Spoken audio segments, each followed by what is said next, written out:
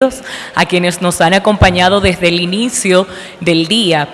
Durante la mañana de hoy hemos estado conversando sobre temas vinculados a las compras, sobre todo cómo inciden como eje estratégico para alcanzar los objetivos de desarrollo sostenible y para dar continuidad a todo este interesantísimo conversatorio. En este momento vamos a disfrutar del panel Compras Públicas Sostenibles, perspectiva desde los sistemas de compras y del mercado. Este panel estará siendo moderado por el señor Paulo Mallina, quien es jefe de la Unidad de Contratación Pública de la Organización para la Cooperación y el Desarrollo Económicos. Les acompañan como panelistas de este encuentro la señora Natalia Ferreira, gerente de Relación de Agencia de Compras y Contrataciones del Estado ACSE de Uruguay. Le acompaña también el señor David Morales, quien es el director técnico de la Dirección General de Administración de Bienes y Contratación Administrativa de Costa Rica, experiencia política nacional en compras públicas sostenibles. Integran también este panel el señor Franco de Pascual, experto en promoción de políticas públicas para la inclusión de compras públicas con triple impacto. También nos acompaña el señor Ernesto Moreno, fundador de Yuxta y presidente del directorio de Sistema B de América Central. Con nosotros también el señor Javier Cabreja, socio fundador en Democracia y Políticas Públicas de MOB Consultores, la importancia de la gobernanza en las contrataciones públicas. Señoras y señores, sin más, los invito a disfrutar de este interesantísimo panel Compras Públicas Sostenibles, perspectiva de los sistemas de compras y del mercado.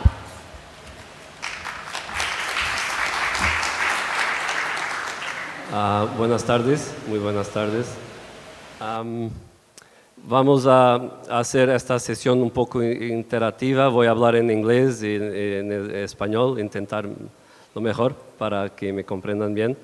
Y gracias a todos por estar acá y al panel por la participación. So to start with, the introduction was already made, so I believe there is no need to further introduce the panel members. And to start the discussion, I have a short presentation. I would like to draw your attention to the way OECD countries are using public procurement. And in the slide here, you will see this is the evolution since 2014 compared to 2018 about the employment of strategies and policies to pursue broader policy objectives in OECD countries. And you can see that all OECD countries have now developed policies at some level regarding green public procurement. A majority has also strategies and policies in place to support small and medium enterprises. And you can see that also in terms of innovation, we have a huge uptake of OECD countries using procurement to achieve innovation. And this is what it means to have sustainable strategies in public procurement, is the way countries understand the impact of procurement, and we heard about it in the morning. The relevance of procurement in terms of the GDP, 12% on average in OECD countries, 15% here in the region. So it's important that we understand the power of procurement and we are able to deal with it. And these figures are taken from the progress report on implementing the OECD recommendation that we launched last week during the OECD Public Procurement Week. And it's a very interesting report because it highlights the challenges of using public procurement in a more strategic way. If we could move to the presentation, si puedes poner la presentación. Tengo una pequeña presentación. Sí. ¿Y dónde está el clicker? Sí. In fact, understanding the relevance of procurement to achieve other policy objectives, countries are moving into developing strategies. And we are conducting a very interesting project with Norway, and where we are applying the sustainable public procurement module of the MAPS tool. I don't know if you heard about the MAPS, but I will briefly present to you The MAPS tool was developed between 2015 and 2018 between a large group of stakeholders around the world, and we managed to create this methodology for assessing procurement systems that includes 4 pillars, 14 indicators, 55 sub-indicators, assessment criteria, and so on. And on top of this methodology, we developed modules that allowed us to go deeper into specific areas of the public procurement system. And that was the reason why we created a sustainable module on the sustainable procurement. You see, these are the modules we developed for the MAPS, and the stakeholders that developed the initiative decided to go deeper into these areas: professionalization, e-procurement, sector and entry-level assessments, and public-private partnerships, but also sustainable procurement, because from the beginning we understood that we cannot do procurement anymore without looking at the sustainable features. And what it means to look at procurement and sustainable public procurement means to develop tools that could help the procurement systems to be transformed in order to achieve sustainability. So these are some of the key features of the module that uses the same structure of the core MAPS, and many countries in the region already undertook MAPS assessment, so you are familiar with the core methodology. What we are doing is looking at the features of the public procurement system and to look at it from a perspective of sustainable public procurement. And when we think about sustainability, it's important that we take this broader concept of sustainability. Sometimes people look at sustainable and they only think about green, but we need to consider the economic, the social, and the environmental dimensions in terms of sustainability. And here are some of the things that we need to look up into each of the dimensions in order to understand how can procurement be used to improve the situation in social, for instance, the fair wages, accessibility, social inclusion, and in economic terms, using life cycle costs or promoting innovation, growth and employment. So the module, the MAPS module on sustainable public procurement, looks up into these particular features, and that's what we are doing in Norway. In Norway, we are using the MAPS tool to help the country improve the sustainable features of their procurement systems. So I'll stop here. I will give now the floor to the panelists. They will go into each of the topics, and then we will have a round of questions, and I will open the floor for further questions from you. Thank you. So, primero es David. Sí, gracias. David is from Costa Rica. He's going to talk about governance and which kind of tools they developed to embed sustainability into public procurement. ¿Me escuchan? Muy buenas tardes. En primer lugar, el agradecimiento a los organismos que organizan el evento y especialmente a los señores de República Dominicana que nos reciben. De verdad, un evento muy agradable. Y pues en nombre de la Dirección General de Administración de Bienes y Contratación Administrativa del Ministerio de Hacienda, Costa Rica, básicamente en línea con la dinámica que nos planteó el señor Magina, vamos a presentar algunos elementos relacionados, elementos esenciales con respecto a la experiencia de Costa Rica en la implementación de compras sustentables. Básicamente vamos a hacer una referencia en un plazo relativamente corto con respecto a la gobernanza en primer lugar y con respecto a la creación, al diseño de herramientas para la implementación de compras sustentables. Como referencia, y tal vez como referencia que nos involucra a todos, es justamente la situación restrictiva con respecto a la disponibilidad de recursos para la compra de bienes y servicios, pues nos obliga, con más razón, a hacer un uso eficiente de esos recursos limitados, como una primera restricción. La misma situación que tenemos todos como individuos en términos de una restricción presupuestal, y eso nos obliga justamente a ser mucho más responsables con la ejecución de esos recursos. Dicho esto, como asunto inicial, en términos de gobernanza, Básicamente tenemos dos situaciones en el caso costarricense. Esta gobernanza, podríamos decir que tiene dos sombreros o dos referencias. La primera está asociado al rol del Ministerio de Hacienda como rector de compras públicas, y ese rol lo ejerce desde el sistema de administración financiera. Para el caso costarricense, nuestra ley de administración financiera y presupuestos públicos está definido como un flujo, en realidad, como un flujo secuencial, en donde arranca con la gestión de presupuesto, bueno, primeramente la planificación más bien, pero a nivel de nuestra normativa está estipulado en 4 subsistemas y un sistema complementario. Un sistema de presupuesto, en secuencia sería, vamos a planificar, vamos a presupuestar, salimos al mercado a comprar los bienes y servicios y posteriormente están los procesos de registro, casi contable, contabilidad y tesorería.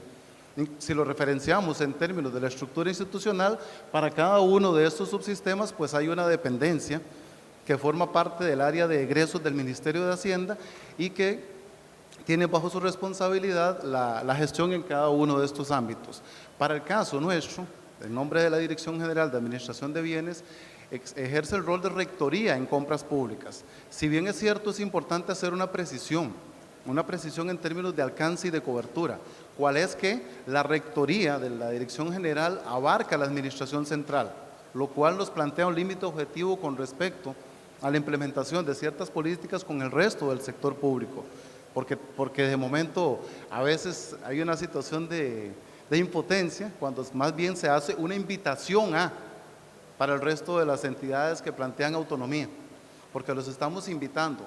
Hay un rol de rectoría para la administración central y una situación de solicitarle a los demás, lo cual nos plantea un límite objetivo que deberíamos superar, y estamos en esos procesos de superar en términos de rectoría a efectos de que sea efectiva para todo el sector público. El segundo nivel, y tiene que ver ya a nivel más concreto en términos de la compra sustentable, es en el ejercicio de la rectoría de compras sustentables. Esa sí está definida para la totalidad del sector público y en donde se da una situación de concurrencia de 4 entes. 4 entes en donde al Ministerio de Hacienda, por parte de la Dirección General, tiene a su cargo la presidencia, ejerce la Secretaría Técnica del Comité Directivo Nacional de Compras Sustentables, donde concurren los rectores del área ambiental, el Ministerio de Ambiente y Energía, el Ministerio de Economía, Industria y Comercio en empresariedad y el Ministerio de Trabajo y Seguridad Social en materia laboral y en materia social.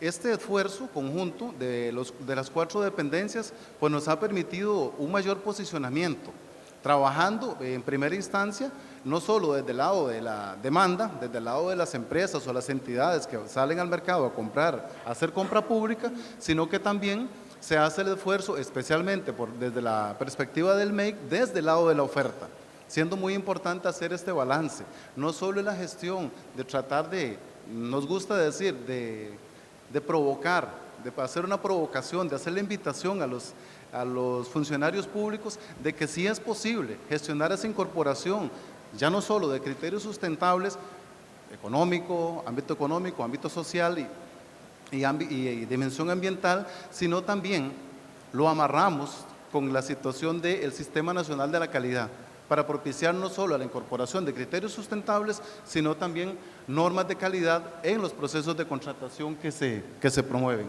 Sí es importante hacer la salvedad de la rectoría de cada uno de los órganos concurrentes bajo la dirección del Ministerio de Hacienda en términos de ejercer la Secretaría Técnica. Parte de ese proceso de gestión que se ha venido desarrollando especialmente a partir del 2015 tiene que ver con la incorporación de un subcomité de calidad. Si bien es cierto, esa rectoría no nos corresponde a nosotros, sino que está en el Ministerio de Economía, Industria y Comercio, se conformó un comité auxiliar con la participación de los entes que concurren en materia de definición de norma técnica, que básicamente son el Laboratorio Costarricense de Metrología, INTECO, Instituto de Normas Técnicas, la ORT del Ministerio de Economía, Industria y Comercio y el Ente Costarricense de Acreditación. Y al mismo tiempo, como parte de ese proceso de desarrollar tareas en pro de ofrecer herramientas a los compradores públicos, a los gestores de compras, también se está trabajando en algo que es un tanto más innovador definiendo fichas técnicas para la adquisición de bienes. En este caso, este grupo de fichas técnicas tiene que ver de manera puntual y como parte de ese primer esfuerzo, básicamente con fichas técnicas para la adquisición de equipos energéticamente eficientes, fundamentalmente luminarias, equipos de refrigeración y aire acondicionado. Dicho sea de paso, en un esfuerzo muy reciente hay un proyecto financiado por el BCIE para efectos de propiciar la adquisición o la renovación de luminarias para entidades del sector público. Es un proyecto en ciernes del cual tenemos unas 3 reuniones de estar participando y que augura cuestiones positivas en términos de avanzar en esa dirección. Esto ustedes lo conocen bastante, es una referencia al día 7. Lo aparte que sí me interesa destacar como los esfuerzos nacionales es que en línea con los objetivos de desarrollo sostenibles, el objetivo 12.7, perdón, la adquisición, el hecho de propiciar la adquisición de compras sustentables, el Comité Directivo Nacional de Compras Sustentables forma parte de la implementación de la política de producción y consumo sostenible de Costa Rica. Y justamente se definieron 6 mesas de trabajo y en este caso el Comité de Compras Sustentables se le permitió, por tener constitución desde el 2015 y por venir desarrollando esta tarea, mantener el equipo de trabajo en esa mesa. De hecho, las otras mesas pues se empezaron a articular y en alguna medida, bueno, en parte significativa, el comité pues se relaciona el proceso de adquisición con todas las demás mesas de trabajo y eso es un esfuerzo importante que también justamente empezó en agosto de este año ya la implementación de esa política. Referencia además, hubo una reciente en el 2016, la definición del SICOP como plataforma única de compras. Si bien es cierto, en otros momentos existían otros sistemas antecesores, ahora se tomó la decisión y efectivamente el reto, en este momento estamos aproximadamente en un 85% y hay 2 retos en esto. Uno, el que todas las instituciones ingresen al SICOP. 2, el que todas las compras las realicen por medio del SICOP. Porque hay una situación especial con esto, relacionado con algunas resistencias que se dieron en algún momento, especialmente con gobiernos locales y con otras entidades de naturaleza autónoma, que dichosamente, gracias al apoyo de la presidencia, se ha venido logrando el objetivo y estimamos que en 2021 todas estén dentro. Listo.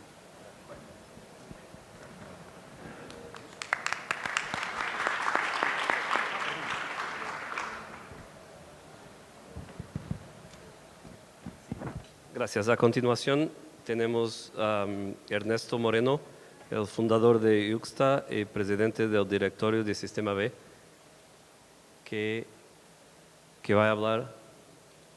Sí, ¿dónde estás? ¿Así? ¿No quieres hablar? Está listo, sí.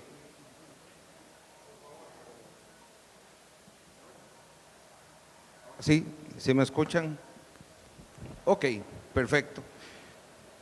Buenas tardes, muchas gracias. Me confieso un pez fuera del agua en esta audiencia. Vengo del sector privado, empresario. Espero no dormirlos y vamos a ir rápido porque tenemos una restricción de tiempo importantísima. Perdón, ¿qué es esto tan terrible? Ahí. Vean, yo hacía botellas plásticas, miles de millones de botellas plásticas realmente. Salvador, Costa Rica, inclusive aquí en República Dominicana, hacíamos para las principales marcas de bebidas. Tengo 3 hijas, de ahí la importancia de las mujeres en mi vida. Y un día vuelve una de ellas del colegio y me dice: papá, esas botellas que vos haces son malas. Claro, saco yo el discurso que tenía y le digo: no son malas, son mejores que las de vidrio, tienen todas estas bondades. 2 horas después me dice: está bien, papá, pero por culpa de esas botellas, mis hijos no van a conocer a las jirafas. ¿Cómo pelea uno con eso? No se puede. Y bueno, en ese momento logramos hacer lo que fue una novedad en la industria. En el 2011 en California, la primera botella 100% reciclada aprobada por la FDA, arrancando lo que ahora es la economía circular de las botellas PET. Y descubrimos algo ahí muy importante. Vean, tradicionalmente mi vida como empresario era muy sencilla. Genero trabajo, pago impuestos, tengo un muy buen rendimiento económico y genero impactos sociales y ambientales un poco negativos, y no importaba. Por el otro lado, buscábamos varias ONGs a las cuales les dábamos contribuciones para que ellas, usando recursos negativos, pudieran generar impactos sociales y ambientales positivos. Después pasamos a una metodología de responsabilidad social empresarial, en donde en realidad reducíamos las utilidades un poquito para limpiar un poquito de lo que hacíamos. Yo de formación soy ingeniero en sistemas, casi que un hacker, y dije, podemos hackear el sistema para generar el impacto social y ambiental positivo que queremos al mismo tiempo que generamos un impacto económico positivo. Y esa nueva realidad en el modelo económico capitalista en este momento es lo que se ha llamado empresas B. ¿Quiénes han oído hablar de empresas B? ¡Wow! Bastantes, qué dicha. En el avión ayer no cuenta. Pero bueno, vamos bien de tiempo. Y es que sí, ha habido una evolución en la responsabilidad social empresarial en que primero hacíamos ciertas cosas, pero ahora hay modelos de negocios que nos permiten generar un impacto social y ambiental al mismo tiempo que generamos utilidades para los accionistas. Y eso es algo que nos lleva a poder llegar a una economía donde el éxito se mida por el bienestar de las personas, de la sociedad y de la naturaleza. Y eso lo resumimos muy sencillo, es people, planet and profit. Eso es lo que buscamos, nada más. Y es que ustedes coincidirán conmigo, tenemos problemas en el aire, en el agua y en la tierra. Para el 2050 dicen que 1 tonelada de plástico por cada tonelada de pescado. Pero a mí me preocupa más el problema de la gente. El problema ambiental, tenemos la COP, tenemos un montón de iniciativas, pero el problema de la gente lo estamos dejando de lado. Y estamos viendo, díganme a dónde son esas manifestaciones. Y todas son en los últimos 2 semanas. ¿Qué les parece? Estamos cambiando. Y bueno, los jóvenes creen que las empresas deben ser parte de la solución, un 80% de los jóvenes. Y es que hay un sentido de urgencia, y es fuertísimo. The Guardian dice, no le vamos a llegar a lo que tenemos que hacer climáticamente. Ya hay millones de desplazados por los efectos climáticos. Ayer en California desalojaron como 20,000 personas, o 200,000, no tengo la cifra clara. Y esta que es terrible. El 1% de los habitantes de este planeta tenemos la mitad de la riqueza. Eso no se vale. Y bueno, también, y esto sí los afecta a ustedes como gobierno, porque ya nos afectó a todos, y hay gobiernos y empresa privada, Wikileaks, 391,000 documentos. Pero después vino Snowden con 1.7 millones. Después los Panama Papers con 11 millones. ¿Ven el crecimiento exponencial? O sea, nada de lo que uno haga en este momento va a poder permanecer escondido. Y después 50 millones de perfiles de Facebook en Cambridge Analytica para la elección de Trump. El mundo está cambiando y hay gente que nos habla de que es tiempo para resetear el capitalismo. Eso es Financial Times. Y los 182 negocios más grandes de Estados Unidos nos llaman a que ya no puede estar el accionista primero. Y Walmart inclusive nos dice eso. El inversionista más grande del mundo también. Entonces tenemos que hacerle caso y entender ahora, me paso a parte privada, cuál es el mejor interés de las empresas. En el siglo XX eran los accionistas. Uno trabajaba por los accionistas y punto. Por dicha, en el siglo XXI hay una nueva generación de empresas que está entendiendo que tenemos que trabajar por todos los stakeholders. Y es con esto que usamos los negocios como una fuerza para hacer el bien. Aquí es a donde está el hack. Usamos el poder del mercado como una fuerza para hacer el bien. Y las empresas B son diferentes por lo siguiente. Tienen un propósito, normalmente y ahora cada día más alineado con los ODS. Tienen estándares y transparencia. Nuestros resultados, los de todas las empresas B certificadas, son públicos. Hay un cambio en los estatutos. Mi responsabilidad fiduciaria frente a una corte ya no es solo maximizar el valor de los accionistas, sino generar ese impacto que dije en mi propósito. y hay una comunidad interdependiente. Nos entendemos parte de una comunidad, y de una comunidad en el sentido de común unidad. Queremos estar juntos para lograr cosas buenas. Y aquí es a donde me voy muy rápido. Nada más una cifra rápida de crecimiento, me queda 1 minuto y medio. 2011, éramos 250 locos que aparecíamos ahí. De hecho, ahí está una de mis empresas que estaba en Costa Rica, pero aparecía registrada en Estados Unidos porque no se podía registrar en Costa Rica. En 2019 somos más de 3.000 empresas ya por todo el mundo, y empresas grandes. Danone, en muchos de los mercados de ustedes opera Danone, es la empresa más grande en este momento. Y siendo que estamos como tirados para Latinoamérica, Natura, que es una empresa latinoamericana, también opera por ahí. Voy de nuevo a los puntos exponenciales. Estamos creciendo a esta velocidad, es una curva exponencial. Así es que los que no sabían de empresas B, muy pronto van a comenzar a saber de empresas B en sus contrataciones. ¿Y cómo podemos apoyar a estas empresas? Que son 125 millones de empresas, lo que hay en el mundo. Después de la familia, es la unidad organizativa más numerosa que tenemos en este planeta. Bueno, la gestión de impacto, hay varias herramientas gratuitas que se están generando al respecto. Y esta que es apasionante, que yo le digo SAM, es el SDG Action Manager. Sistema B, o BILAB, a través de la herramienta gratuita que se llama B-Impact Assessment, junto con el Global Compact, desarrolla una herramienta que se está lanzando ahora a final de año para medir el avance de todas estas empresas sobre, se me acabó el tiempo, sobre el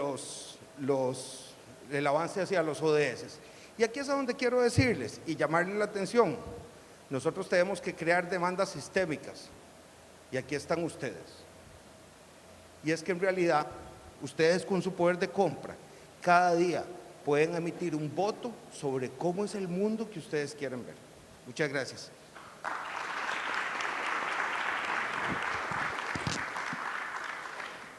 Muchas gracias, Ernesto.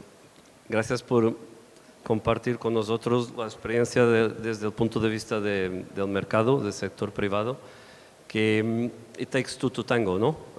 Son necesarios dos para danzar el tango, y no podemos hacer este cambio, esta mudanza, sin tener la presencia del sector privado. Entonces hay que mirar eso desde este punto de vista también.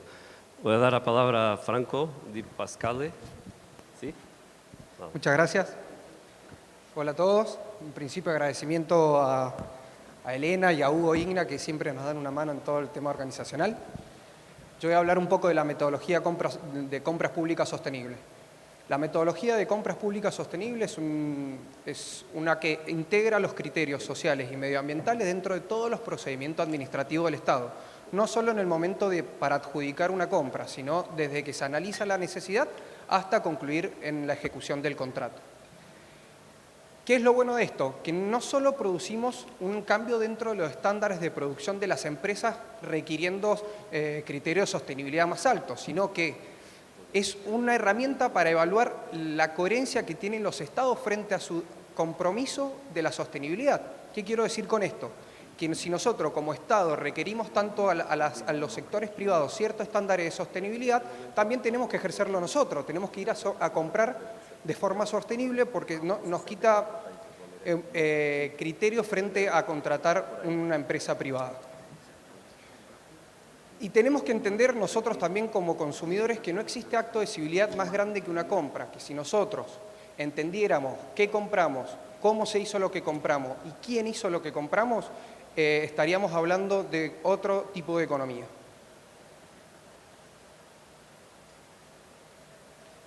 Voy a hablar un poco del marco contextual que en mi provincia Mendoza se dio para poder dictar una ley que fomentaba esta metodología.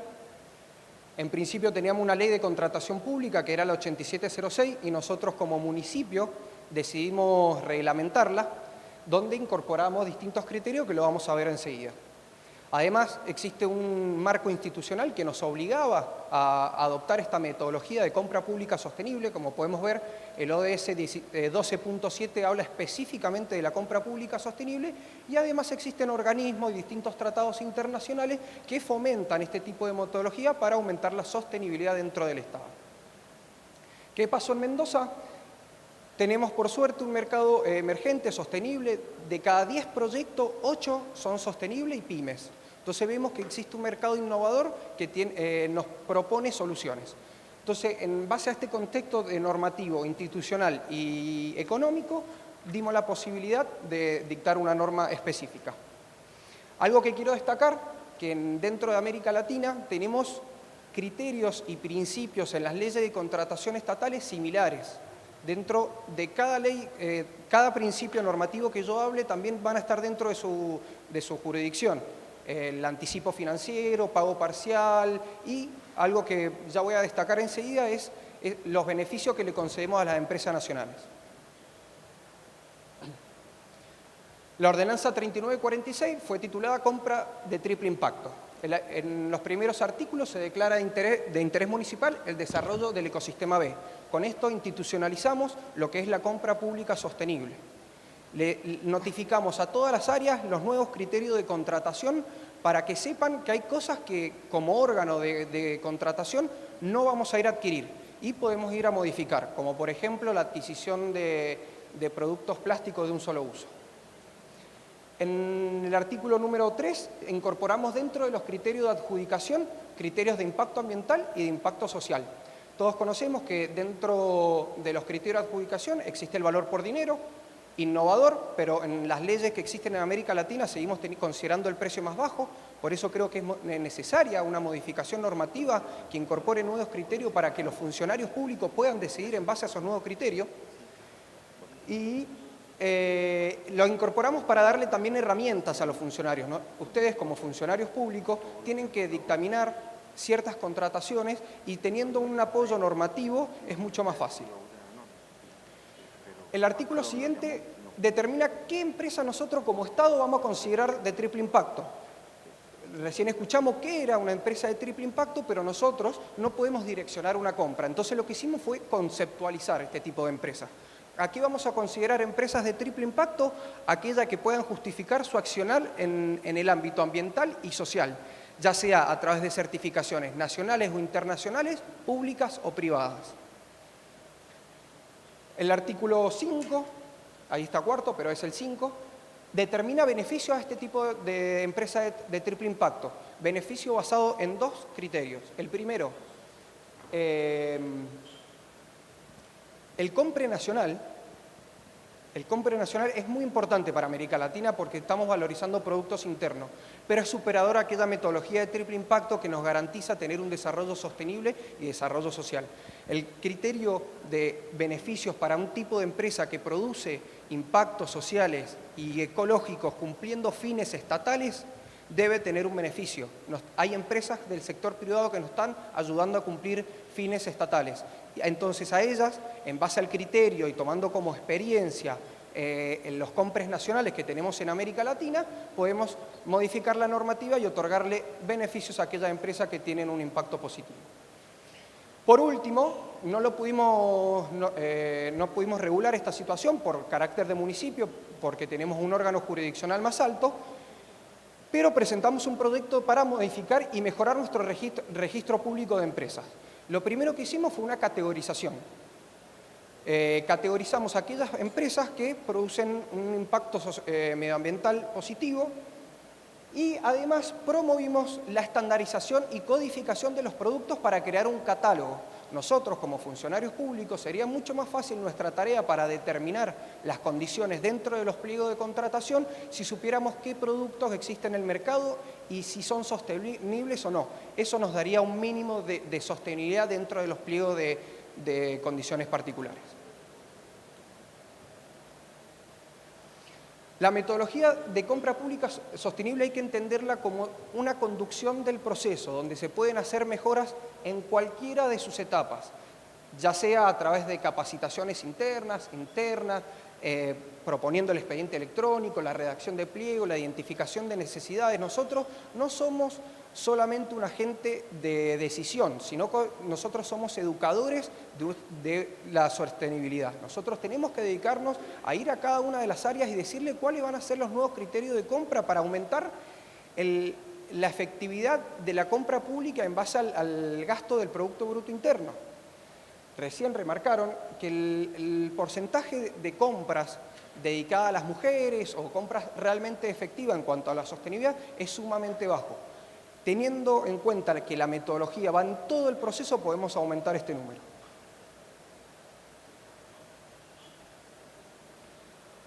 La compra sostenible tiene un triple impacto. El primer impacto es el fin público del Estado, la adquisición de bienes, servicios e infraestructura para fines públicos.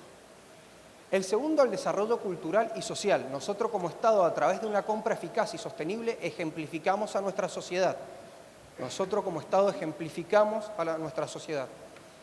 Y además cultural. Y por último, concebir al Estado como un motor de desarrollo sostenible, que si nosotros consideramos estándares altos de sostenibilidad en nuestras contrataciones, las empresas van a cambiar esos estándares para ser contratados como el Estado. El Estado es el principal comprador, tiene un poder de cambio y de innovación enorme, lo tenemos que saber aprovechar.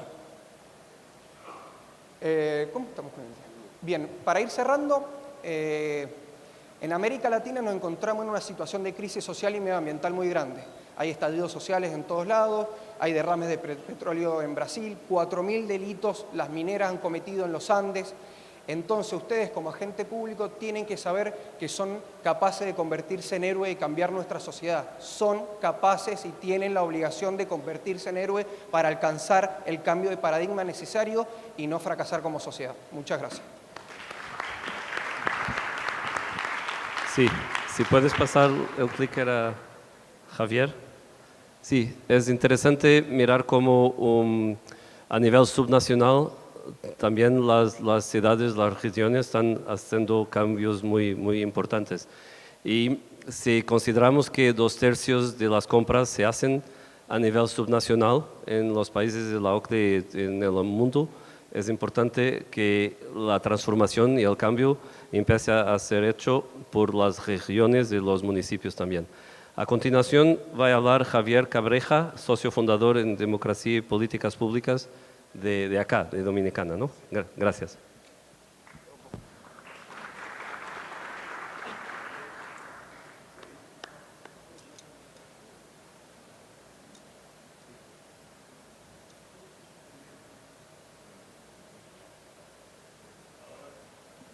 Sí, bueno, ahora sí. Yo agradezco mucho primero a Ernesto porque cambió un poco la metodología de estar ahí sentado con una corriente de aire fría terrible y da la oportunidad entonces de pararse aquí y conversar. Y cómo no a la Dirección de Contrataciones Públicas, a la RIP, por la oportunidad de compartir con ustedes algunas reflexiones. Mi experiencia viene más bien de organizaciones de sociedad civil y de la participación de observatorios ciudadanos y de veeduría en el país de los procesos de compras y de contrataciones públicas. Y en mí, el tiempo que voy a presentar, que voy a tener para esta presentación, me concentraré en dos temas que entiendo importantes en todos estos procesos, que es el de la gobernanza y de la integridad, un poco dándole otro enfoque y otro sentido a las presentaciones que hasta este momento hemos venido haciendo. Y lo voy a hacer en 4 grandes ideas en 8 minutos, 7 que me quedan ya. La primera idea que hemos estado debatiendo desde el principio que comenzamos con esta conferencia y en lo que no voy a hacer mucho énfasis porque ya lo hemos debatido y lo hemos conocido en distintas oportunidades, tiene que ver con el tema de la importancia de las contrataciones públicas y fundamentalmente en temas que tienen que ver con el desarrollo, con la implementación y logros de aspectos fundamentales como los objetivos de desarrollo sostenibles, la meta en la República Dominicana específicamente de la Estrategia Nacional de Desarrollo, cómo estos procesos de contrataciones públicas impactan en términos económicos en nuestros países e impactan, como ya se ha dicho, en términos ambientales, cómo impactan en términos sociales. Esto es fundamental tenerlo en cuenta en los procesos de compra y contrataciones y la importancia de que este tipo de procesos tienen en nuestros países. La segunda idea, y Yocasta ya en la presentación que hizo al principio de esta jornada, la planteó con bastante detalles, tiene que ver con, en el caso específico de la República Dominicana, cuáles han sido los principales avances que nosotros hemos tenido a lo largo de esta década. Y son avances esenciales que ha tenido que ver con el fortalecimiento institucional del órgano rector de contrataciones públicas en nuestro país, todo el tema que tiene que ver con publicidad, con el incremento de los inscritos en el registro de electores en la República Dominicana, y ya se daba específicamente ese dato en el caso de la República Dominicana, y cómo los procesos de compra y de contrataciones públicas en nuestro país se han venido descentralizando, dando una mayor importancia a provincias y municipios a lo largo de la República Dominicana. Y este es un aspecto de avance importante en nuestro país. Como otros avances, tienen que ver con la inclusión de importantes sectores que tradicionalmente han estado fuera de los procesos de contrataciones públicas, no solo en la República Dominicana, sino en otros países de la región, como integración de las mujeres a estos procesos, inclusión de personas con discapacidad, MIPYMES, y el hecho de que en la República Dominicana hayamos avanzado en un marco regulatorio que hace los procesos de compra procesos mucho más transparentes, que permiten tener una mayor incidencia a nivel de ese desarrollo social, económico y ambiental de lo que he estado haciendo referencia. Y que, bueno, a esto se añade lo del portal transaccional que en el caso específico de la República Dominicana tenemos.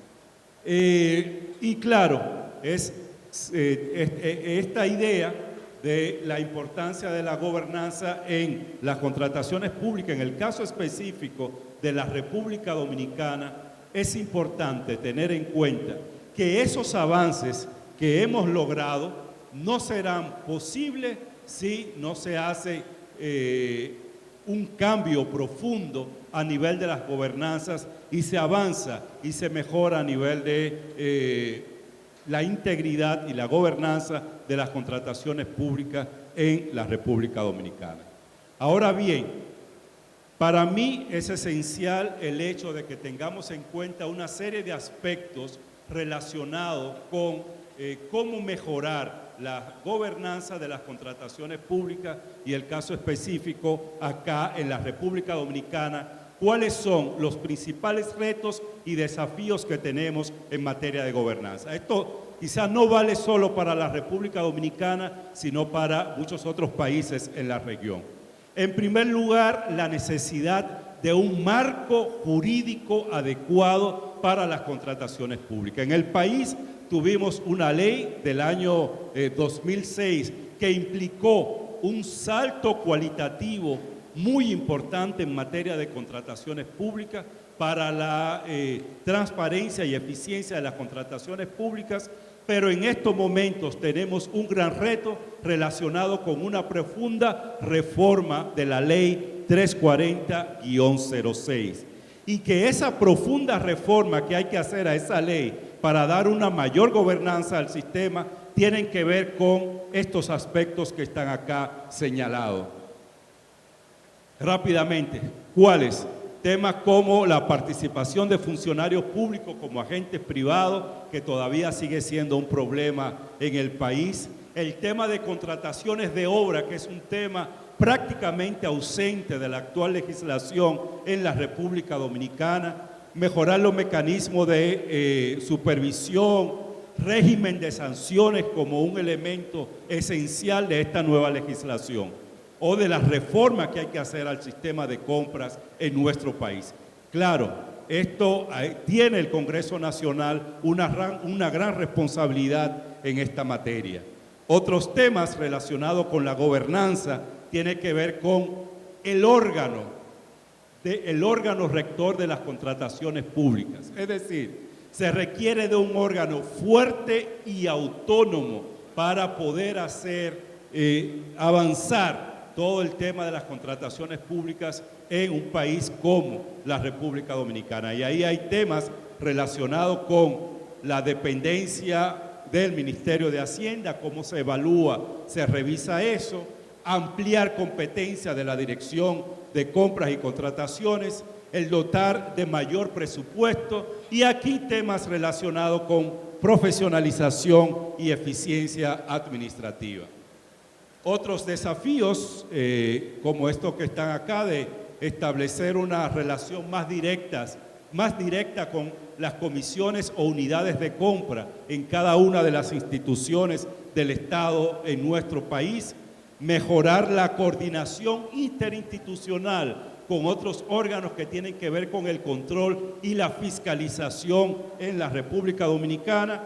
Y bueno, casi no me queda tiempo, pero me parece que otros temas fundamentales tienen que ver con transparencia y rendición de cuentas, no solo en el proceso de licitación, sino todo lo que pasa antes de la licitación y después de los procesos de licitación, y temas que tienen que ver con las excepciones que se da y las declaraciones de urgencia en los procesos de contrataciones públicas. Mecanismos de veeduría, y ya termino con un tema que para mí es muy importante, el gran reto de despolitizar, viendo la política partidaria fundamentalmente, los procesos de contrataciones públicas, porque todavía en nuestro país instituciones que operan con mucha opacidad y discrecionalidad de manera intencional porque contribuyen y colaboran con la política, pues tiene que ser replanteada el funcionamiento de estas instituciones en términos generales. Quizá esto termino y después podemos en la pregunta ver otros aspectos. Muchas gracias. Gracias. Sí, dame uno. Sí. Gracias, Javier, por compartir la experiencia más nacional, pero creo que los desafíos son comunes a muchos países de la región también. Y para terminar esta primera fase del panel, vamos a tener la presentación de Natalia Ferreira, que es economista y gerente de regulación de la ACE del Uruguay. Pero sí, ok, vale. Bueno, buenas tardes a todos. Yo voy a contar el caso de Uruguay. Voy a ir a una experiencia más concreta, pero que también tiene que ver mucho con, se ha hablado de gobernanza, y dentro de lo que es gobernanza con creación de institucionalidad. Y acá hay algo que es bien relevante, que es la coordinación público-público y la coordinación pública-privada, sobre todo en el tema de compras sostenibles, donde pasa algo particular, que es que la rectoría sobre el instrumento en general la tiene un organismo y la rectoría sobre el objeto regulado la tiene otro. Es decir, tenemos a las agencias de compra o a los ministerios de Hacienda que tienen competencia sobre la contratación pública y tenemos luego a los ministerios de Ambiente o a los ministerios de Desarrollo Social que tienen cometidos vinculados estrictamente sobre el objetivo regulado. Entonces, si no existe una coordinación, es casi imposible una implementación efectiva. Y ese es el riesgo que en temas de sostenibilidad nos podemos quedarnos en lo que es una expresión de voluntades y no avanzar hacia una incorporación en el mercado público de criterios efectivamente sostenibles. Bien, en el caso de Uruguay, nosotros en realidad empezamos relativamente de manera tardía, o por lo menos Costa Rica, Colombia, Chile tenían avances antes de la fecha en que nosotros comenzamos a trabajar en estos temas. Nosotros en el 2015 recibimos unos fondos, aplicamos a un proyecto de Naciones Unidas, salimos galardonados con unos fondos que eran para la implementación de criterios de sostenibilidad en las compras públicas y a partir de ahí comenzamos con algunos trabajos en lo que se denominó Grupo de Trabajo Asesor, que se creó en Uruguay, a lo cual durante el 2016 al 2018 estuvimos trabajando intensamente en temas vinculados a poder identificar cuáles eran las medidas que podíamos incorporar en el mercado público. Voy para atrás, simplemente para contar cómo estaba conformado este grupo de trabajo asesor. Estaba la agencia de compras, por un lado, coordinando el grupo, y después teníamos a representantes de los ministerios sectoriales, Ministerio de Industria, Ministerio de Ganadería, del Ministerio de Desarrollo Social, del Ministerio de Economía y Finanzas, de la Oficina de Planeamiento y Presupuesto y de la Secretaría Nacional de Medio Ambiente y Cambio Climático. O sea que estaban representadas todas las patas de la sostenibilidad en este grupo de trabajo asesor. ¿Cuál era la misión? Bueno, conformar este primer espacio de diálogo para poder avanzar en temas de sostenibilidad en compras públicas. También se generó un ámbito ya de coordinación público-privada con el sector privado, con las cámaras industriales, con el Consejo de Proveedores. Esto es relativamente sencillo. En Uruguay el Ministerio de Industria mantiene vínculos frecuentes a través de los consejos sectoriales con los distintos sectores de producción, o sea que teníamos ya los canales para poder abordar esta relación. Y a partir de acá, en estos 3 años, del 2016 al 2018, obtuvimos determinados productos. ¿Cuáles fueron estos productos?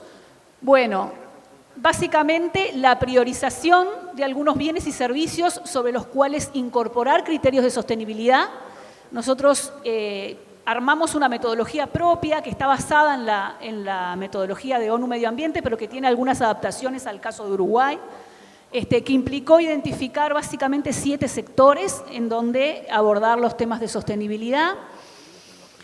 Una vez identificados esos productos, pasaron a identificarse los criterios a aplicar en estas 3 dimensiones, social, ambiental y económica.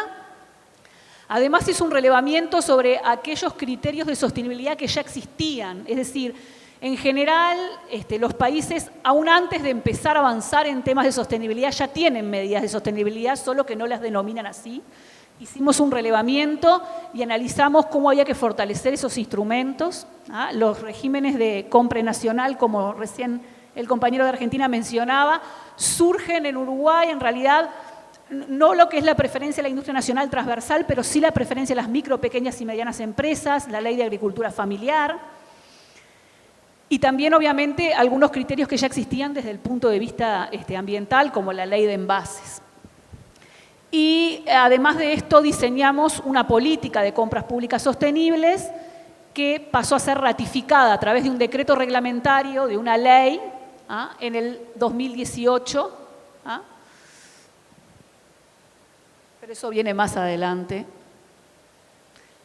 He armado la presentación hace 10 minutos cuando Elena me pidió que viniera a presentar el caso de Uruguay, así que pido disculpas si no sigo un poco el orden. Bueno, los productos priorizados que les mencionamos, los 7 sectores son básicamente estos: computadoras, impresoras, el sector de automóviles, servicios de limpieza, aire acondicionados, mobiliario y papel de impresión y fotocopiado.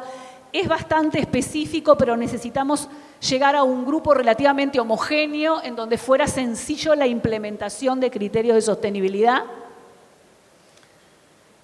A partir de aquí, el flujograma de trabajo fue relevar cuáles eran los estándares internacionales aplicados a estos productos, armar a partir de este relevamiento una primera propuesta de aplicación por parte de la agencia de compras, someter esta propuesta a la discusión en el grupo de trabajo asesor a nivel de los reguladores temáticos, y finalmente hacer un coteje con el mercado a través de la coordinación público-privada que teníamos instrumentada. A partir de esto tuvimos como resultado, para todos esos 7 sectores que se habían priorizado, tanto en la dimensión social como ambiental, un cronograma de implementación de corto, mediano y largo plazo de criterios de sostenibilidad, identificando en cada criterio el atributo sobre el que recae, es decir, si es un criterio que recae sobre un producto o sobre un proveedor, porque los hay de ambos tipos. Es más, en general los criterios sociales no recaen sobre el producto, sino que recaen sobre el proveedor. ¿Cuál es la condición específica que tiene que cumplir? Esto es propiamente cuál es el criterio. ¿Ah? ¿Cuáles son los mecanismos de verificación? Es decir, qué es lo que va a ver el comprador público para decir si cumple efectivamente. ¿Cuál es la instancia de aplicación? Si es en la admisibilidad o es en la evaluación de las ofertas. Hay algunos criterios que son condición sine qua non, es decir, si no se cumple, entonces no puedo contratarlo. Hay otros que simplemente implican un puntaje diferencial a la hora de valoración. Finalmente, si el carácter es o no vinculante. Hay algunos criterios que van a tener que ser de utilización obligatoria y hay otros que van a ser voluntarios al comprador público. El comprador público va a decidir si dispone o no dispone en sus bases de contratación ese requerimiento. ¿Ah? Como se entiende que hay una curva de aprendizaje, algunos de los criterios que implican reconversión además de la producción nacional, pueden ser exigencias muy fuertes, por los cuales una lógica progresiva de implementación es comenzar por criterios que sean voluntarios y luego transformarlos en obligatorios. Y por supuesto también se previó un sistema de trazabilidad. Es decir, impactar nuestros sistemas de información para poder evaluar el desempeño de estos criterios. Esto básicamente es porque no existe regulación que no tenga enforcement. O sea, la regla que no implica monitorear, ver lo que ocurre y además adoptar luego medidas correctivas, no funciona. Nuestra experiencia ha sido esa con todos los instrumentos que hemos sacado al mercado público.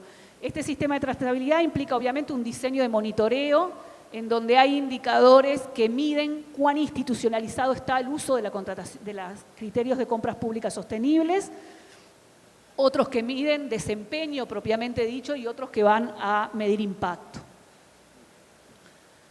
El decreto 402 del 2018 es el que me da el marco institucional y legal de la política de compras públicas sostenibles en Uruguay. ¿Ah? Este decreto básicamente instruye la elaboración e implementación de criterios de sostenibilidad, tiene un carácter vinculante y el alcance es transversal, a diferencia de lo que hoy se comentaba en el caso, creo que fue de Costa Rica, en el caso de Uruguay, bueno, país unitario y con alcance en materia de contratación pública transversal. Esto no solamente comprende a la administración central, sino que también a los entes autónomos y servicios descentralizados, o sea, lo que serían las empresas públicas y a los gobiernos departamentales. O sea que la posibilidad de tener un impacto transversal está. Se crea un Consejo de Compras Públicas Sostenibles. A partir de este grupo de trabajo, eso evoluciona hacia una institucionalidad de carácter permanente, que es el Consejo de Compras Públicas Sostenibles, con el rol de asesorar en el diseño de los criterios a aplicar, y el rol de la agencia de compras como integrante de este consejo, pero en el rol de coordinación, es quien a través de resoluciones introduce, emplaza los criterios de sostenibilidad. O sea que es un mecanismo bastante ágil para poder poner en el mercado los criterios. Estamos en la fase 1, me recontrapasé, bueno, perdón. Un minuto. Un minuto y cierro. En la fase 1, revisando todos los criterios que tenemos sobre los productos priorizados y ya armando las normas técnicas que salen como resolución. Estamos por sacar la eficiencia energética en aire acondicionado y los primeros pilotos de implementación con algunos organismos. Les dejo en las transparencias los pasos y el flujograma de implementación que tenemos armado. Estamos muy estructurados para poder salir con esto. Pero tenemos prevista también talleres, capacitación, cursos armados, manuales y guías, como ya tienen otros países. Y finalmente, temas dentro de la agenda del Consejo de Compras Públicas Sostenibles que se salen de estos productos priorizados. Obviamente la sostenibilidad no se agota acá, este es el principio, que tienen que ver con equidad de género, que tenemos una ley que estamos en proceso de reglamentación, un régimen de agricultura familiar y pesca artesanal y un proyecto específico de gestión de residuos y empaques para alimentos. Bueno, muchas gracias. Gracias, Natalia. Lo que pasa cuando los panelistas están de espaldas de vuelta con lo moderador, es difícil de moderar el tiempo. Voy a hacer una pregunta a cada uno de ustedes. Sí, empiezo por David. ¿Qué lecciones tienes de la experiencia de aplicación de la Estrategia Nacional de Compras Públicas Sostenibles? Muchas gracias. Ahora yo voy a seguir el ejemplo de ellos. Yo tuve una pérdida porque me quedé allá encerrado y más bien se siente, y esto me da la sensación de teatro. Antes trabajé en un teatro durante 15 años y me dio esa sensación de calor y me sentí incómodo. Lecciones aprendidas, posiblemente la más importante es en el sentido de involucrar al sector privado. Muchas veces cuando vemos el asunto solo desde el lado de la demanda, podemos caer en el error de dejar de participar al sector privado y más bien tenemos que involucrarlo. La respuesta que hemos tenido, especialmente con los convenios marco, es que ha habido una situación de aprendizaje.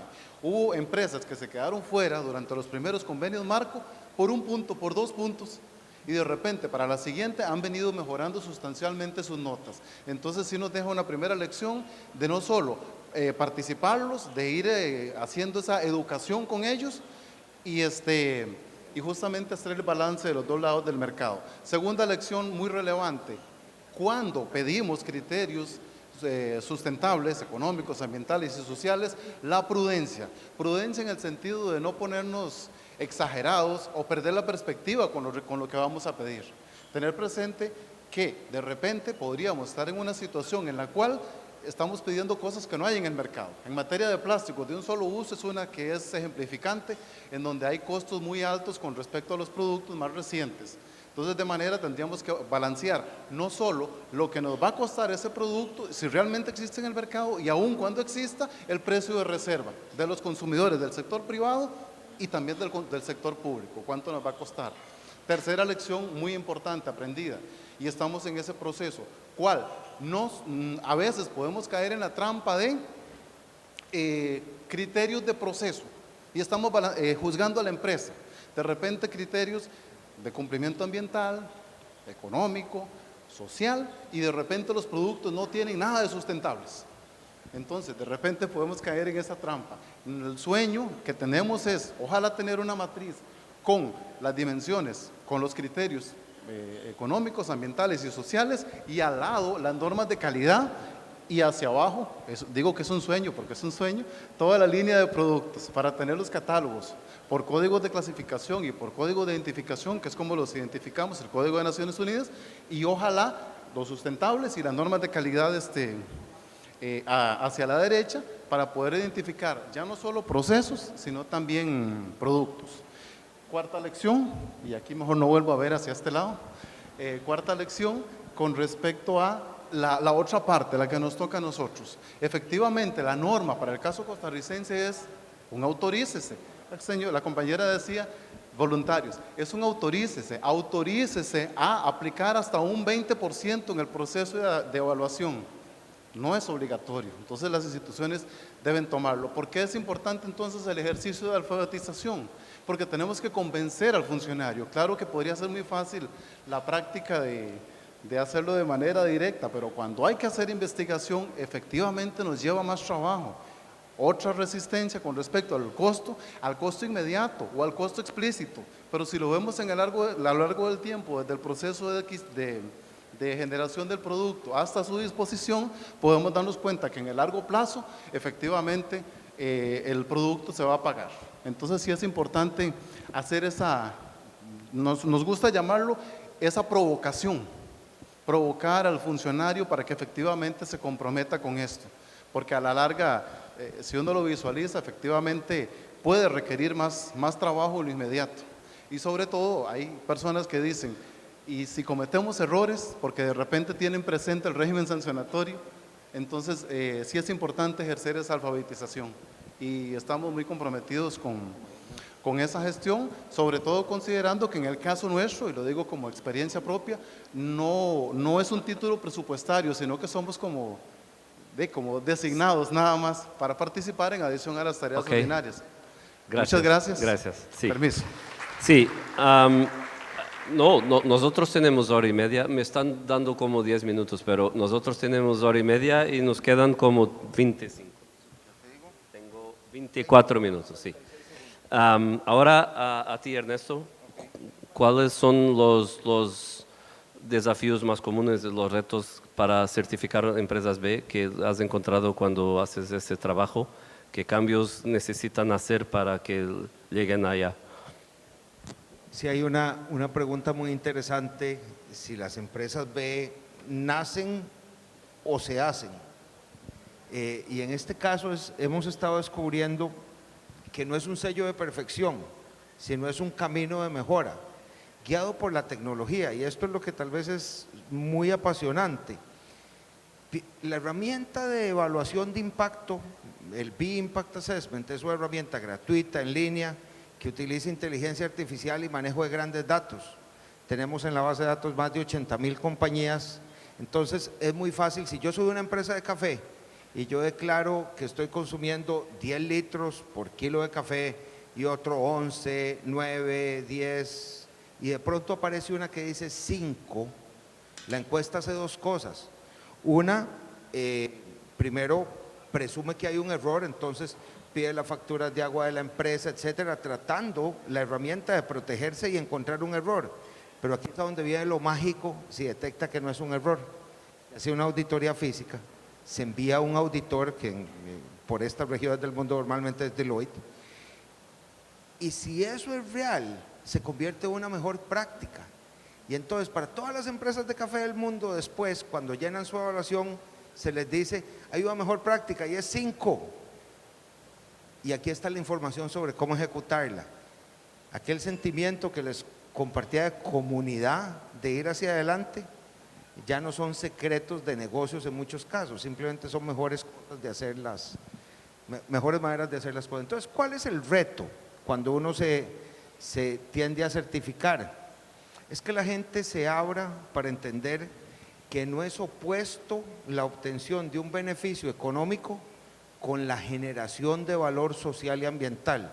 Estuvimos en un paradigma de explotación, cuando los recursos eran limitados, en donde la única manera, y tiene mucho que ver con el lenguaje, aquí en América Latina, en casi todos los países, hablamos de ganar dinero. Ganar implica que te lo quito aquí, o sea, tú lo tienes, yo me lo gano, te lo quito. Hay otras culturas que hablan más bien de la generación de dinero, la más cercana tal vez es en inglés, make money, es hacerlo. Entonces, si estamos avanzando en un cambio de paradigma en la empresa, que es tal vez lo que más cuesta. Hay gente que te dice no es posible, no se puede, son contraproducentes. Dale. Okay, vale. Gracias. Y a ti, Franco, quería preguntarte 2 de 1. ¿Qué efecto tuvo la promulgación de la ordenanza? Si crees que los criterios de herramientas que trae consigo la normativa es aplicable en Latinoamérica. Bien, hola, ¿se escucha? En principio, lo que hicimos antes de promulgar la ordenanza fue capacitar tanto a los proveedores como a nuestras propias oficinas de los nuevos criterios de sostenibilidad. Es importante y descubrimos que las barreras de conocimiento de lo sostenible existen. Hola. Ahora sí. Bien, ¿antes se escuchó? Bueno, que las barreras de conocimiento existen tanto para las empresas como para los propios organismos estatales, como así también para los legisladores. A la hora de ir a promulgar una ordenanza nos sentamos en el Consejo Deliberante y explicamos lo que es la sostenibilidad. Por eso yo digo que nuestra tarea más que nada es educar. A la misma vez otorgamos a los proveedores una herramienta de medición gratuita y confidencial que es la otorgada por BILAB. BILAB nos otorga una herramienta para poder mejorar en la estandarización de los procesos y nosotros la compartimos para que las empresas mejoren sus estándares. Entonces, tenemos que entenderlo que no fue solo una promulgación de una ordenanza, sino que fue un trabajo que tuvo un procedimiento y tratamos de no caer en la simpleza de una norma y que esa norma se transforma en una ley muerta, sino tratar de generar un impacto a las empresas que nos permite fomentar el feedback entre lo público y lo privado. En cuanto a la pregunta si es aplicable a América Latina, sí, porque tenemos la suerte de contar con normativas que protegen principios de la contratación pública. Estos principios son generales para todos nosotros y nos concede la misma herramienta. Lo que yo estuve hablando sobre el artículo de declarar de interés municipal, público, las compras públicas sustentables, darle beneficios en base a antecedentes jurídicos, lo puede hacer cualquier lugar y en cualquier jerarquía, ya sea alcaldía, municipio, provincia o nación. Y por último quería resaltar en algo que tenemos que mejorar, que tenemos que charlar, que es el registro público de proveedores. Tenemos que mejorar la competitividad de las empresas. Más temprano en el plenario de la mañana nos decían que son pocas las empresas que contratan con el Estado. Los registros públicos de proveedores manejan información pública. Migrando esa base de datos a otros registros le generamos un beneficio a la empresa y aseguramos principio de contratación pública, que es la competitividad. Les doy el caso de Mendoza. En Mendoza existe una provincia que está compuesta por 18 departamentos. ¿Sabe cuántos registros públicos tenemos? 19. No puede ser. Se tiene que compartir esa información y poner solo una base de datos que permita a las empresas, primero, desburocratizar, porque se tienen que cumplir con los datos una sola vez. Y segundo, generar mayor competencia. No es lo mismo que compitan 3 empresas, que compitan 10 para llegar así a conseguir un precio real del producto. Así que bueno, muchas gracias. Gracias, Franco. Y a ti, Javier, hablabas de gobernanza, de integridad y tenías un enfoque muy grande en la infraestructura. ¿Crees que los retos de obra, de construcción son distintos de las compras? Porque en los países de la OCDE los principios de compras públicas se aplican también a infraestructura. ¿Y cuál es tu experiencia sobre eso y sobre la importancia de tener funcionarios más profesionales también? Bueno, ese es un tema de mucha relevancia, Paolo, porque en el caso específico de la República Dominicana, lo que pasa con el tema de contrataciones de obra es que hay una legislación y regulación muy limitada para lo que tiene que ver con el tema de obras públicas. Si bien hemos avanzado bastante en todo lo que tiene que ver con los procedimientos y la regulación de los procedimientos para la contratación de bienes y de servicios, y se ha tenido una experiencia bastante exitosa en nuestro país, sobre todo a partir del año 2012, y esa experiencia en términos legislativos sí se ha traducido en una práctica institucional que ha permitido avanzar en mayores niveles de eficiencia, de transparencia, de equidad, de igualdad de oportunidades en los procedimientos de contrataciones, sobre todo de bienes y de servicios en el país. Pero el hecho de que tengamos una legislación débil en materia de contrataciones públicas, y por más esfuerzo que quiera hacer un órgano de rector, un órgano de control, de regulación de las contrataciones públicas, pues quedan brechas y se le da espacio a determinadas instituciones públicas, instituciones estatales, que se aprovechan de esas debilidades para actuar con opacidad en el tema de las contrataciones públicas. Y esto es grave porque estamos hablando de que gran parte de los recursos destinados para compras en países como los nuestros son recursos que se emplean precisamente para procesos de contrataciones de obra. Y yo creo que aquí hay un reto esencial relacionado con esto, y por eso yo decía al principio la urgente necesidad que tenemos de mejorar la normativa, la legislación en términos generales, y cómo tener como centro este aspecto, pero al mismo tiempo cómo logramos un órgano rector que sea capaz de regular las compras en este tipo de instituciones que tienen que ver con las construcciones de obra, que, insisto, son instituciones que manejan una mayor cantidad de presupuesto, pero al mismo tiempo tienen esos manejos discrecionales de esos presupuestos que generan estos niveles de opacidad o de corrupción en países como los nuestros. Y finalmente, Natalia, que tienes un nombre muy portugués, Ferreira Coimbra, que hablabas de la estrategia y los sistemas de monitoreo ¿Cómo lo vas a hacer y qué información es más relevante para medir los resultados de la política? Bien. Bien. Bueno, primero que nada, nosotros iniciamos en Uruguay un proceso de mejora de la calidad de los datos, que en un relevamiento, una de las primeras cosas que surgió fue que en el caso de los regímenes preferenciales, que hacen para nosotros a una pata importante de la sostenibilidad social, muchos organismos, dada la complejidad, a veces eran reservas de mercado, otras veces preferencias en precios que se combinaban, no los estaban aplicando adecuadamente. Uno de los primeros instrumentos que generamos, que estamos poniendo en producción ahora, es un simulador para la aplicación de preferencias y reservas de mercado en distintos regímenes, MIPYMES, agricultura familiar, preferencia de la industria nacional, tenemos varios nosotros. Directamente introduciendo los datos de las ofertas, les hace el ranking y de hecho en el caso en que haya una reserva de mercado les indica a los compradores públicos cuál es la oferta que tendría que resultar adjudicataria. Eso como un instrumento que surge de un relevamiento que devela temas en la calidad de la información a mejorar. En el caso de compras sostenibles en sentido amplio y cuando pensamos en incorporar atributos a los productos, por ejemplo, un requerimiento de desempeño ambiental, nosotros estamos pensando en nuestro catálogo de productos, impactarlo directamente con, al lado del artículo, el atributo y obligar al comprador público que tiene que usar nuestro sistema de información y tiene que elegir del catálogo si ese atributo es un atributo obligatorio porque resultó de un criterio obligatorio a que tenga que seleccionarlo. De lo contrario, lo podrá seleccionar o no, pero el sistema de información ya recaba la información de cada adjudicación a los efectos después de aplicar los mecanismos de monitoreo. Nosotros sobre mecanismos de monitoreo tenemos pensado 3 grandes estructuras de indicadores.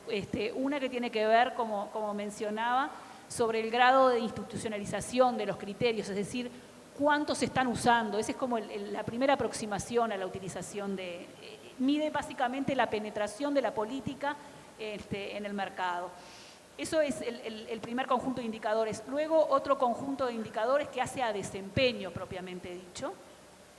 Por ejemplo, en el caso de un régimen preferencial para promover determinado sector vulnerable que hace a un criterio de sostenibilidad social, es bien interesante saber si el adjudicatario se acogió o no al régimen y si se acogió al régimen, si resultó adjudicatario por el régimen o hubiera resultado adjudicatario sin aplicación del régimen.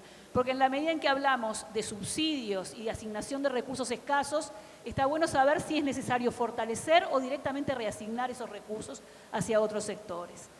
Y por último, que esa es la frutilla de la torta en todo lo que es monitoreo, la evaluación obviamente de impacto, que tiene que ver con cruzar bases de información, cruzar las bases de información de contratación pública con el desempeño exportador o la inversión, las ventas en plazas, etcétera, y ver si efectivamente hay un desarrollo de proveedores en aquellas políticas que tienen por objetivo desarrollar determinados proveedores. Muchas gracias, es un reto muy interesante.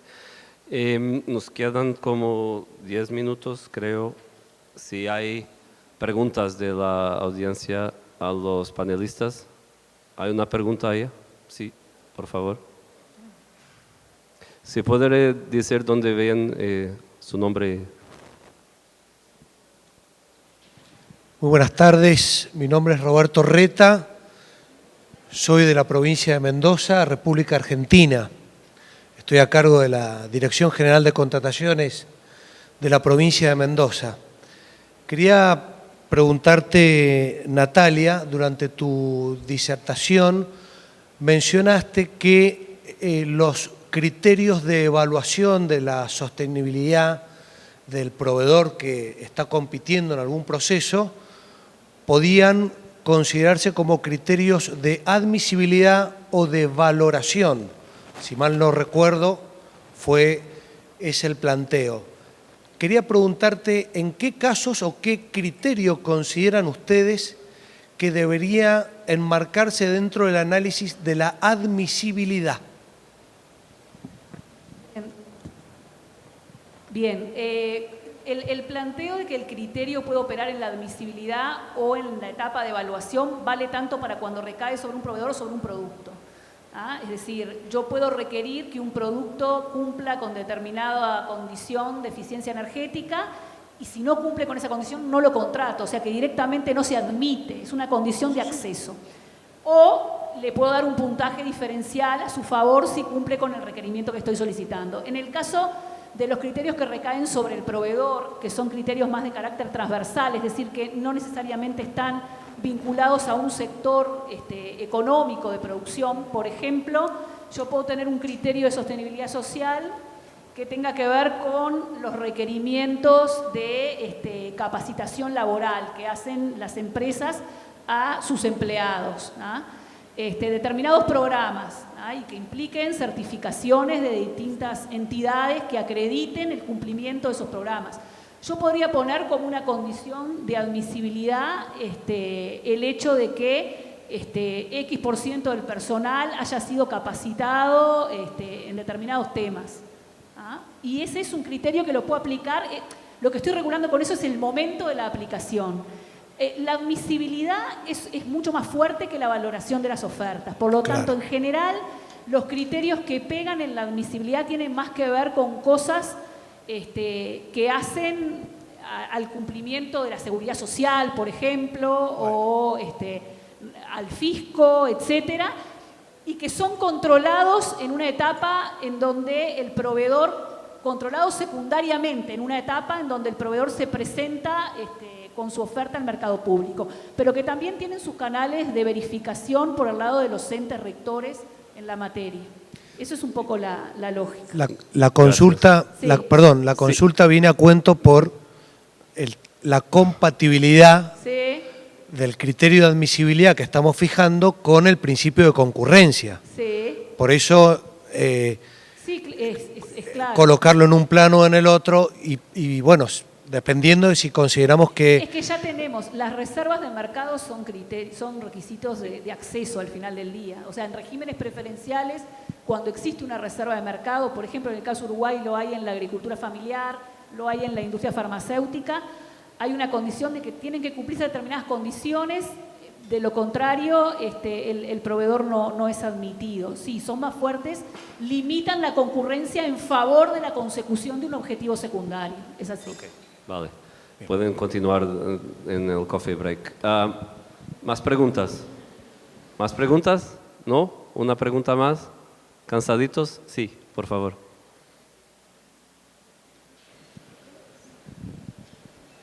Buenas tardes, mi nombre es Dayana Goris de República Dominicana. Mi pregunta es para el señor Ernesto.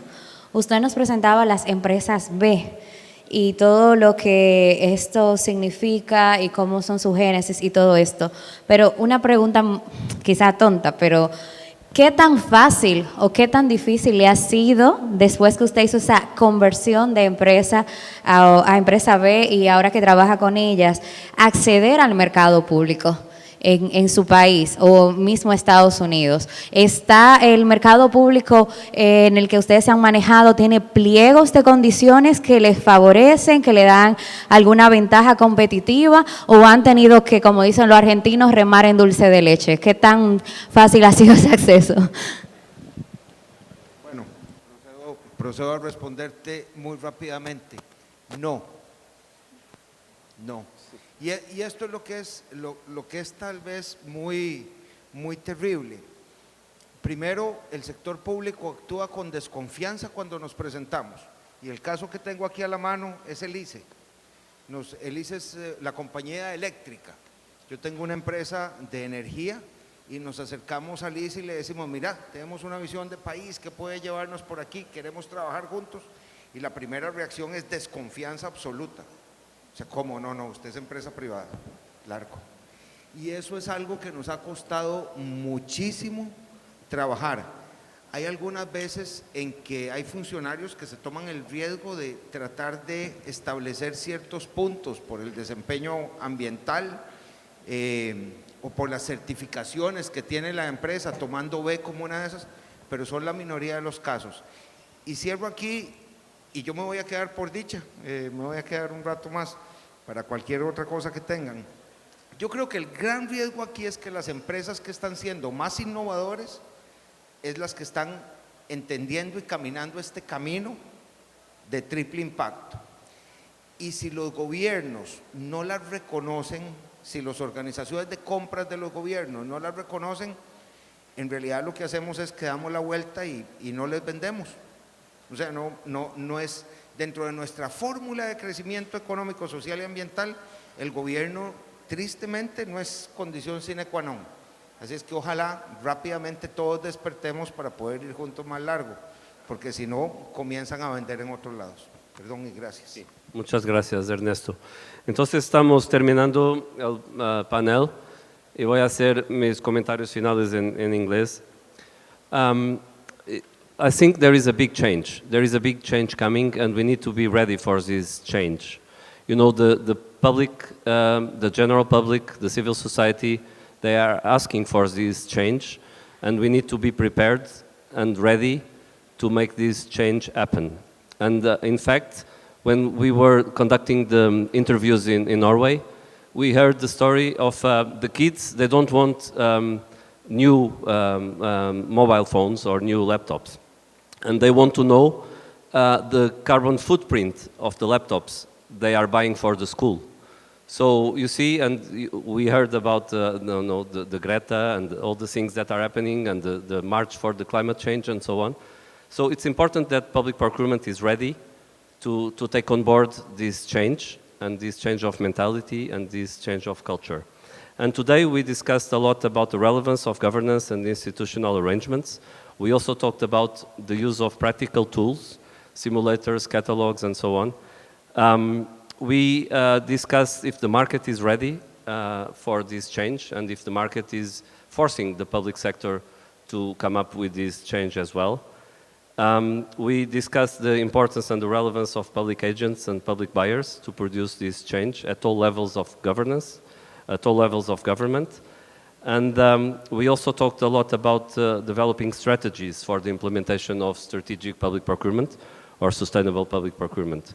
And it's important that the lessons that we shared involving the private sector, initiating the dialogue, changing the mindset of the public buyer, finds his way through in daily practices that we are experiencing in our own countries. And I would like to finish by sharing with you the challenges that we found in the progress report in terms of implementing the OECD recommendation on public procurement from 2015. And these challenges include reducing risk aversion, improving skills and capacity, encouraging public procurement officials to dialogue with suppliers, and enhancing data collection and monitoring of results. You see, this is happening in OECD countries, and this is happening in the region as well.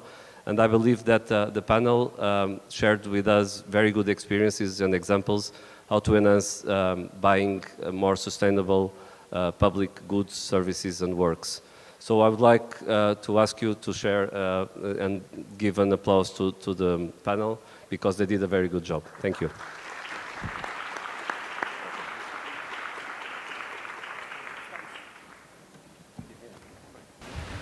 Agradecemos a los señores Paulo Mallina, la señora Natalie Ferreira, David Morales, Franco de Pascual, Ernesto Moreno, Javier Cabrera y por supuesto a cada uno de ustedes por acompañarnos en este panel sobre compras públicas sostenibles.